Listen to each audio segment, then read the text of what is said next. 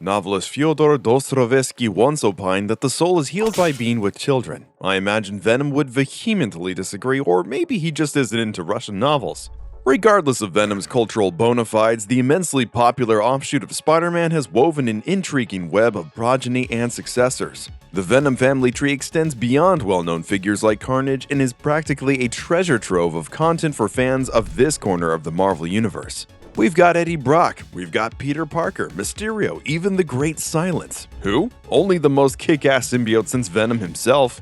She'll become your new favorite too. Stick around and see why. There's an entire Venomverse worth of symbiote genealogy to swing through, but first be sure to like and subscribe to Plot Armor Comics. We're building a community of comic fans and would love for you to join us. Come on, show us your super side. Venom. We begin with the Lethal Protector himself, or Lethal Progenitor, right? Anyways, Venom first appeared as a gnarly accessory of Spider-Man before steadily being imbued with an agency all of his own. While Venom's story actually begins eons before bonding with Eddie Brock, it's not entirely clear as to what the circumstances of his origin were. The symbiote's memories are the most substantial clue. Venom remembers hatching from an egg on Clintar. However, even the memories have been altered to the point of being practically useless in determining the symbiote's original birthplace. Nevertheless, Venom renounced the will of the symbiote god Null and was exiled from its brethren. It meandered across the cosmos until the events of Secret Wars when a myriad of Marvel heroes were transported to Battleworld. Spider-Man would come across the alien symbiote in this amalgamated land, believing it to be some sort of enhanced suit. Little did Spidey know he was trying on a future star destined to rival his own popularity among the Marvel faithful. Depending on the host, Venom displays a number of powers that serve as a benchmark for the rest of his descendants. Symbiote morphology allows Venom to expand his mass through tentacles and tendrils and grants his host a form of super strength and stamina. He can also take on a humanoid form to essentially hide in plain sight. This is later adapted to mimicking clothes when bonded with Eddie Brock. Most of these abilities manifest in his offspring as well as Venom's few weaknesses. As with all symbiotes, sonic sound waves and extreme heat prove their kryptonite, but Venom is also susceptible to the whims of its host, be it their anger, joy, or sadness, or their incessant need for attention. I'm looking at you, next guy on the list. Mysterio Offshoot, son of Venom. Like the Spidey villain's own gimmick, Mysterio's spot in this tree is highly illusory. He bonds with the symbiote purely by accident, the right place at the right time. After bonding with Spider-Man in Battleworld and returning to Earth with a web-slinger, Venom faces the first of many bouts with his progeny. Venom is assisting Spidey with his crime fighting to the point where the symbiote is venturing out into Peter's body at night to continue the crusade. Further, the wall crawler is unaware of these nightly escapades because he's asleep when Venom does it.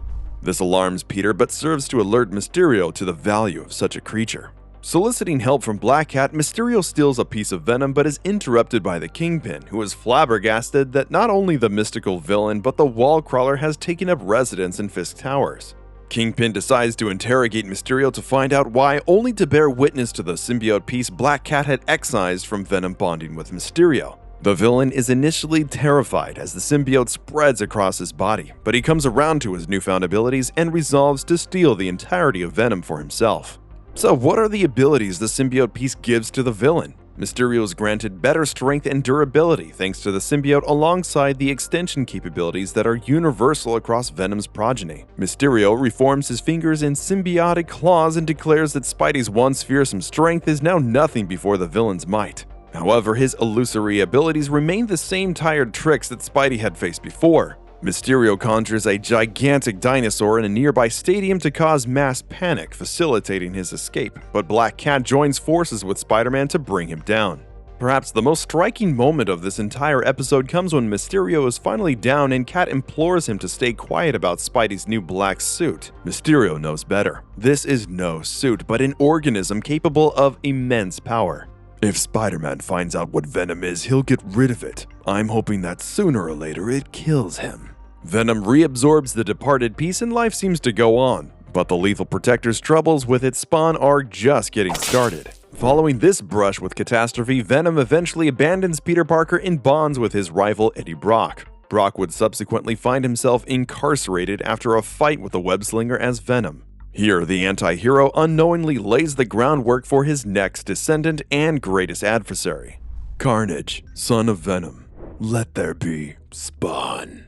The most widely known progeny of Venom is his Red as Rage offshoot Carnage, who came into existence when Eddie Brock was placed into a cell with Cletus Cassidy. The latter is a serial murderer, and Brock nurses a strong disliking for him. But Eddie isn't meant for this life, and Venom seeks him out there so as to resume their quest for revenge against Spider-Man. They escape, but not without Venom leaving behind a small piece of himself in the cell. There, as Cassidy peers out of the hole in the wall that Venom escaped through, the Spawn bonds with the killer and essentially coalesces with Cassidy's blood.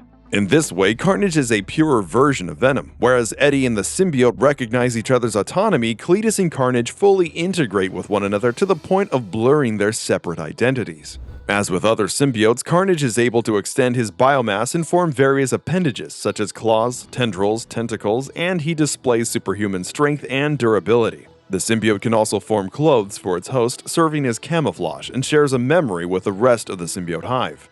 Carnage further demonstrates exceptional psychic abilities, transporting Cassidy's insanity into the minds of its pawns. Finally, the symbiote shows that it's capable of manipulating technology. Carnage is even able to combat tech genius Tony Stark when the latter attempts a hacking. We have plenty more symbiotes to get to, but we'll be hard-pressed to find a more dangerous progeny than Cassidy's violent other. It would suck if this guy had a kid, right?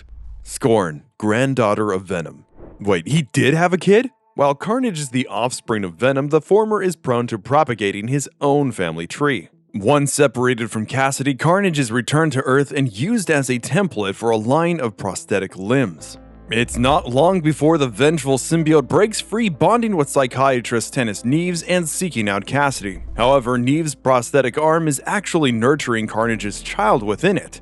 Carnage abandons Neves, but the symbiote in the psychiatrist's arm proves to be a weapon in its own right. Antagonized by Shriek, Neves bonds with the symbiote in her prosthetic and becomes Scorn. This deadly symbiote nurses an acute awareness of her father's lethality and, despite her name, acts as a force for good in her stories. As Carnage wished to slay Venom upon being born, so does Scorn follow in her progenitor's footsteps to seek the death of Carnage. The primary symbiotic staple of Scorn's offense is superhuman strength and durability. But Scorn was forged in the fire of technology, and so displays an affinity for incorporating or controlling it. Despite this advantage, Scorn finds herself corrupted when Null, the god of the symbiotes, reawakens. She devotes herself to reviving him fully, but is killed by Carnage when the latter consumes her spinal cord. Yeah, the dude full-on ate her spine. Thus, the Carnage lineage seemingly meets its end by the symbiote's own tendrils. Our next symbiote would not have let herself go in such an undignified manner. Agony, daughter of Venom. Oftentimes in fiction, purple symbolizes attributes like dignity, power, and strength. So we have Agony, the most regal of the hybrid siblings. She was initially bonded to an officer named Leslie Gesneria and worked alongside her siblings to defeat Spider-Man and Venom. While she was apparently defeated when Venom essentially aged her into dust, the Life Foundation managed to revive her following the incident and subsequent explosion. However, the symbiote was never the same afterward, constantly attempting to exert control over her hosts. She later seeks out Eddie Brock to learn how to dominate a host, but she would be rebuffed by her father. All of you who have symbiotic others have to die. Leave me alone. I can't help you. My other is gone. She has bonded with a variety of Marvel heroes and villains, including the likes of Carnage, Deadpool, and the symbiote god Null himself. However, Agony is ironically not impermeable to the effects of trauma. Following a despairing scream let out by Venom during an invasion of Earth by the symbiote hive, Agony was left in a near comatose state, unable to fully bond with a host due to her enduring suffering. It was during this time that she and her siblings were used as weapons by a government-funded assemblage known as the Mercury Team. The symbiotes were treated as nothing more than enhanced prosthetics, undoubtedly adding to their anguish. She's in pain, but far from helpless. Agony boasts an impressive power set. All the abilities inherent to a symbiote, plus the capacity to spit acid that burns through nearly any substance. She's appropriately named then. Agony works a lot like acid, burning you up inside to the point of just wanting it to end. But that's the thing, her powers do not end, at least not the acid spitting. Agony can merge with her siblings to form the aforementioned hybrid form, the potential of which we'll come back to in a bit. Lasher, son of Venom. Lashing out emotionally can be the result of unresolved anger, sadness, or trauma in a person. For the most part, symbiotes have emotions similar to humans, so it's safe to say that Lasher must have had some major issues in his life.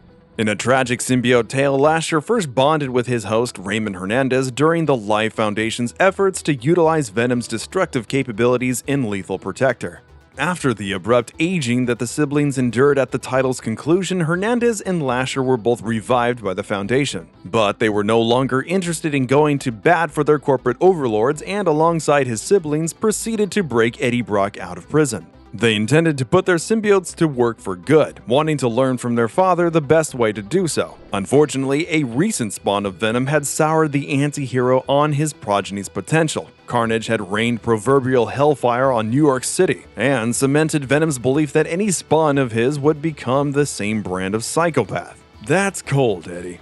He's basically telling his children that there's no hope for them, even as they seek him out with good intent. It's lovably ironic, but alas, the conclusion to Lasher's story is anything but lovable. He meets his end when another of his siblings, one we'll discuss eminently, loses control of herself and murders the rest of them. Reminds you of old half-brother Carnage, doesn't it? But what can Lasher do? Does he, lash at stuff? The answer is yes, gratuitously so. Something unique to Lasher, at least among the siblings, is his ability to form multiple tendrils from his body and utilize them in his attack. This designates him as a precursor to Carnage, as his distant brother would demonstrate the same multi-tendril approach to his offense. Aside from this unique characteristic, Lasher benefited from the same morphological traits of his fellow symbiotes, but also suffered from the same weaknesses, i.e., intense heat and sonic waves. More or less, Lasher is a precision instrument, whereas his sibling up next would fend off the brunt of the attackers. Phage, son of Venom. He lets nothing phage him. I've been waiting to drop that pun the entire video. I hope you enjoyed it. The third of his siblings, Phage, serves as one of the heavies of the group. His story largely reflects Agony and Lasher's. He was a symbiote bred from Venom and bonded with a Life Foundation security officer to serve as enhanced muscle. Phage, along with his initial host Karl Mach, seemingly perished a la Venom's aging of them to dust, but was revived by Foundation. Mach developed a particular affection for Agony's host Leslie, and this would subsequently drive him to seek out her killer once the siblings found a mysterious assailant had targeted them. Mach and Phage would seek out the murderer on their own, but similarly meet their end. More on that assailant later. A hint? Well, you'll scream when I tell you about it. With Mach's death, Phage would enter into a catatonic state and be relatively unable to properly bond with a host. He'd be utilized by the Mercury team and generally struggle to find a host that measured up to Mach. It's surprising because Phage is certainly a formidable opponent, and like his brother Lasher, serves as a forerunner to Carnage. He boasts an orange and yellow color most of the time, drawing his enemy's attention away from his siblings. In addition, Phage can form his tendrils into deadly blades that again point to his shared lineage with Carnage. I imagine you're beginning to see a pattern here. The Life Foundation symbiotes bred from Venom served as a blueprint for the anti-hero's greatest antagonist. Where do you suppose Carnage's bloodlust came from? Stick around, the answer is a Riot. Riot, son of Venom. Ironically, the first cinematic villain of Venom is one of the least explored baddies on the page. Riot is created by the Life Foundation and bonded with the mercenary Trevor Cole. Following the siblings' collective dusting and revival, Cole attempted to turn over a new leaf by seeking Eddie Brock's guidance in controlling his symbiote. With Brock's rejection, the siblings were left to fall one by one to the ever-present mysterious assailant who was up next on this list, by the way. Riot would be traumatized by all of this and be nothing more than a weapon to the mercs of Mercury team, much like he was when first born. However, there was something unique about Trevor Cole, and as a result, Riot's form when paired with him. Sporting a gray or silver hue, Riot boasted most of the same attributes as any other symbiote. But he preferred to form his tendrils into more blunt instruments. For example, Phage preferred blades, while Riot preferred hammers, bludgeoning weapons, anything that would smash rather than slash. He's the other heavy of the group, both in terms of his size and power and also his host's disposition. Cole was a hired mercenary, not an officer nor soldier. This resulted in a less refined mode of attack and reflected Cole's aggressive, blundering push for himself. He was a man who would step over anyone to advocate for his own interests. Thus, Riot was the largest of the siblings. So yeah, Riot isn't the most complex of villains, but he's a walking metaphor. Alright, Scream.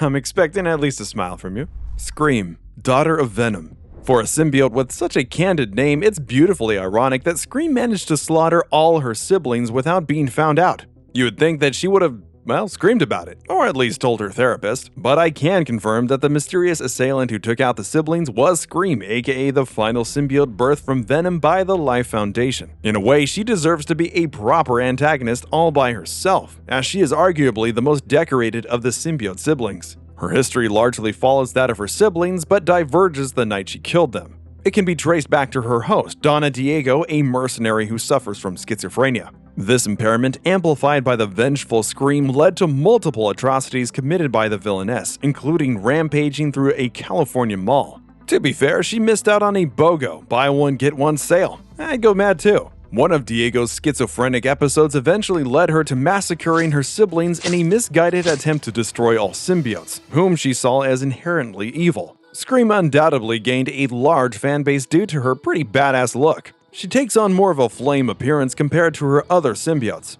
Plus, the classic mixture of red and yellow guaranteed her a hallowed place in Marvel iconography. As far as her tendril game goes, Scream preferred a lighter touch. Instead of straight up impaling her foes, she'd encircle them with a snake-like elegance, giving them a slap every now and then. She could form wings with her biomass, granting her the added power of flight. With all of this in mind, it's beginning to make more sense why she possessed greater staying power than her siblings. Nevertheless, she remained at her most powerful when reunited with her brethren. Together, they could grant their host immeasurable power as Hybrid. We're not talking cars here, people. The Hybrid is actually our previous 5 symbiotic siblings, Agony, Lasher, Phage, Riot, and Scream, banding together during a traumatic event. Hybrid is the poetic crescendo of their existence, their manifest destiny, if you will. During the invasion of the Hive, Venom lets loose a forlorn shriek which compels the advancing symbiotes to all commit suicide. It has a decidedly different effect on the siblings, however. While they still despair, the siblings come together and merge instead of ending their lives. They largely ditch their individual colors in favor of a red hue, particularly when hosted by Scott Washington. However, they've been shown to retain their original colors when bonded with Deadpool. What I find cool is their power set when working as Hybrid. The host is granted any of the individual symbiotes' powers, be it the Acid of Agony, the Blades of Phage, or even the Flight of Scream, plus all of the trappings of your usual symbiote, superhuman strength, and durability. The metaphor is clear. Thanks, Phage. Alone, yeah, we're formidable, but together we are unstoppable. Now let's see if Silence has any more metaphors for us. Silence, niece of Venom. This is the section about the character Silence, but it is actually literally silent. Scream is gone, consumed by Carnage and integrated into his hive, leaving a decidedly quieter world in her wake. The former had bonded with a new host, Andy Benton, who attempts to free her by blasting her parasitic brother with Hellfire. This works to basically tear a scorched Carnage from Scream, but slays the latter as well. Despite this gruesome finale, that's not the end of Scream's story. An alchemic scientist by the name of Dr. Steven strives to recreate the symbiote from remnants of it left over in skin tissue of Andy's. When this fails, he combines it with a curative compound called the Anti-Venom Serum. This serum will force its way back into Venom's genealogy a little later, but suffice it to say, a new symbiote is born, Silence. In a moment of desperation, Andy bonds with Silence and takes on a red and white appearance, which I personally prefer over Scream's ensemble. Andy is terrified, having believed this unfamiliar symbiote to be Scream, and Silence's response to this made my own heartbeat go silent, or at least skip a beat. Shh, no more screams, no more pain. All is quiet, all is silence. Silence boasts all of the powers of symbiotes and Scream as well as their weaknesses. Strong as hell and the use of tendrils to fight and fly. But she also possesses the abilities of Anti-Venom. But plot armor comics, what or who is Anti-Venom? In due time, specifically 3 more entries. Stay tuned. Mania, daughter of Venom. The origins of Mania are something. They are a thing that exists. For better or worse though, it's up to you. See, during a battle with the Fantastic Four and Spider-Man, Venom had his tongue burned off by the Human Torch. Yeah, the famous tongue. The tongue. And where this tongue was going was no joke. This weirdly valuable appendage was collected by the Ararat Corporation and exploited in an attempt to clone Venom. In truth, Ararat was a front for a race of metal spiders seeking the destruction of all life on Earth. Their leader, the eloquently named Bob, reasoned that the best way to do so was to let loose a destructive symbiote clone on the planet. And so there was Mania, sporting the same look and power set as her father. However, her teeth were noticeably a touch more jagged and monstrous than her progenitors. She bonded with various hosts, including a lieutenant in the army, a supervillain gangster, and even our old friend Andy Benton of Scream and Silence fame. During her time with the aforementioned super gangster Lee Price, Mania went by Maniac and assisted in her host's criminal empire steadily building. However, things would come to an end when Carnage gouged Mania from Price's body and absorbed her into his hive. When the villain was confronted by Venom later, the latter absorbed Mania, bringing the story of the anti-hero's rogue tongue full circle. But the vicious cycle of life continues, for Venom's immediate offspring as well as their spawn. Remember when Carnage had a kid? Yeah, déjà vu incoming. Toxin, grandson of Venom. Déjà vu is a French phrase meaning already seen. Yes, we've touched on Carnage's offspring already, but in a way, déjà vu doesn't fit with Toxin at all. In truth, we haven't already seen a character like him, a true anti-heroic successor to Venom. Born of Carnage, Toxin took more after his grandfather in action and deed. Unfortunately, Toxin would earn the ire of both paternal forefathers when both Venom and Carnage recognized the symbiote's potential. Toxin bonded with police officer Patrick Mulligan of New York City pretty early on and was shaped by the cop's stringent moral code. Mulligan would separate himself from his wife and child while he learned to control the rather carnivorous inclinations of the symbiote, thereby demonstrating said morality. It seems it wasn't in Mulligan's bones to simply walk away from fighting crime, though. He'd assist in returning escaped Raft prisoners to their maximum security abode.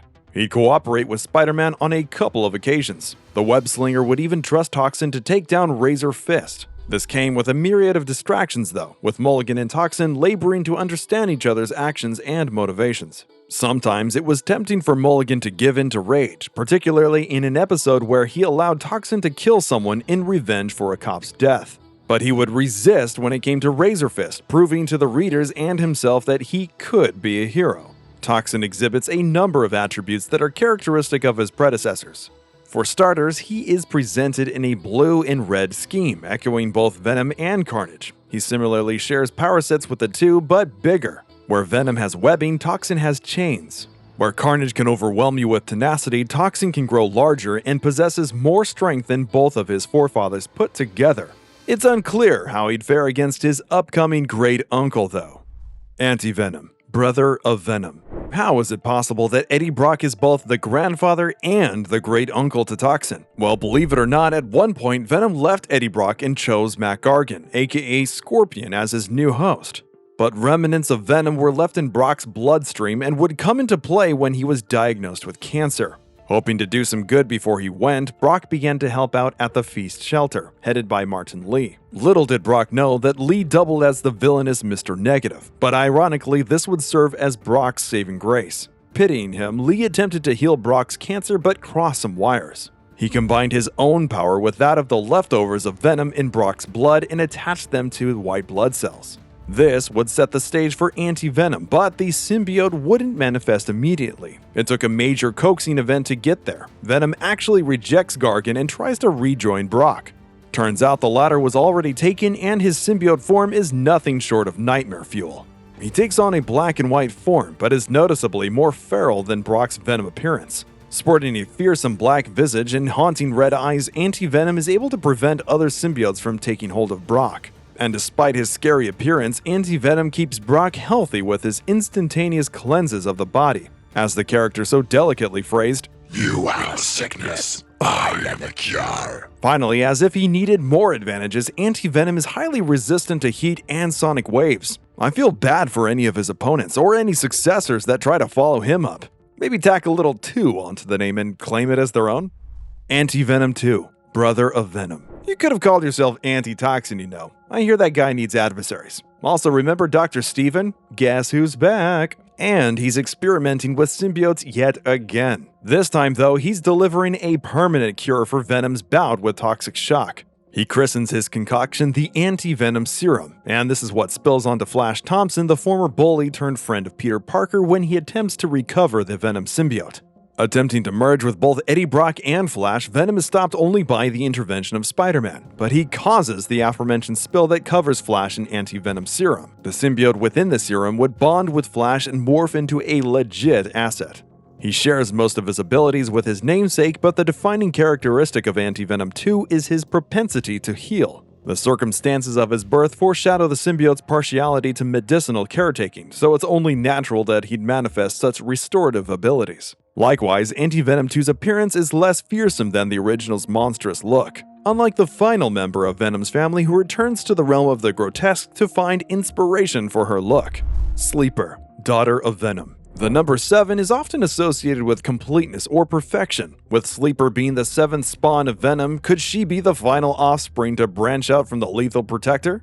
It remains to be seen, but Sleeper's name is also misleading. The symbiote is one of the most lethal members of its race. Instead, its title refers more to its origins, as it takes a while for Sleeper to fulfill her potential. She's delivered by a Dr. Steve. Oh, come on, that Dr. Steven again? Initially bonding with Mac Gargan, Eddie Brock and Venom decide that the young symbiote isn't ready for such an excursion. So, they leave Sleeper in the care of Steven and Alchemax for further development and study. This strikes me as somewhat hypocritical. We all know Venom wouldn't have appreciated such a life for himself. Nevertheless, Sleeper is freed when Tel-Kar takes it hostage in a play to solicit Venom's bonding with him. In a demonstration of her good intent, Sleeper bonds with Brock as Tel-Kar bonds with Venom. Brock and Sleeper pursue the Kree across the universe, confronting him at a secret Skrull installation. Sleeper ends up lobotomizing Tel-Kar and saving Eddie and Venom. Sleeper even adds a new ability to the symbiotic arsenal, and it's shown when she communicates with Eddie during their confrontation with Tel-Kar. The symbiote deploys unique pheromones and aerosol chemicals capable of a variety of effects, such as influencing the emotions of another or even telepathy. She cannot create human children from thin air though. That seems to be reserved for OG Venom himself. Yeah, he did that. Wait for it. Dylan Brock, son of Venom. Did you know Eddie Brock had a kid? I mean, what superhero doesn't have a kid at this point? But even Eddie didn't know about Dylan Brock, his engineered successor to the Venom title. I say engineered because Venom himself purposely created Dylan while simultaneously bonded to both Eddie and Anne Weying, the former's ex-wife. After a Sin Eater attack leaves Anne clinging to life, Venom bonds with her at Eddie's insistence, and the epic She-Venom is born. However, prior to inhabiting Anne fully, Venom briefly bonds with both hosts, and we believe it is this moment that leads to Dylan's existence. Even after Venom returns to Eddie, he leaves a part of himself, or a codex, within Anne to conceive Dylan. And this is not without an explicit purpose. Dylan is supposed to be the primary offense against Null, god of the symbiotes, when he imminently returns to Earth and consumes the world. The impressed Maker recounts his studies pertaining to Dylan. I've surmised that the child is a kind of living codex, essentially a piece of the original alien combined with a living human fetus, though the child's power set seems to be greater than anything I expected. Trust me, I get it, Reed. Dylan's powers are genuinely amazing. He's demonstrated the ability to control symbiotes regardless of whether they're bonded or not. He's done it with Venom, Sleeper, and even Carnage. He's able to project his consciousness to other symbiotes and see through their eyes. Further, Dylan is not connected to the symbiote hive and thus grants him a level of independence that symbiotes do not regularly enjoy. A brief glimpse into an alternate future even shows a Dylan now operating as Codex, developing and maintaining a hive all his own. Dylan is a relatively recent character in the Venom canon, and his powers are still being experimented with. But as far as his role in the greater symbiote drama, well, perhaps it's helpful to think of him as a symbiote equivalent of Jesus, both part human, part otherworldly being, and are destined to save the world. And if Eddie is even a halfway decent father, he'll make sure Dylan maintains straight A's during all of it. Wasn't Silence deliciously sinister? I want to see endless amounts of that character. Step aside Carnage and Toxin, there's only silence, like when we reach the end of a video. Yes, we've managed to unpack the torturous tapestry that is Venom's family tree. Remember what Dostoevsky said, the soul is healed by being with children. I don't know how Venom feels, but I feel great. My reading list is a lot longer now. And where can I find Silence merch? Well, I've been Morse Code and you've been awesome. Thanks so much for watching, and don't forget to check out some of our other videos here on Plot Armor Comics. Have a great one.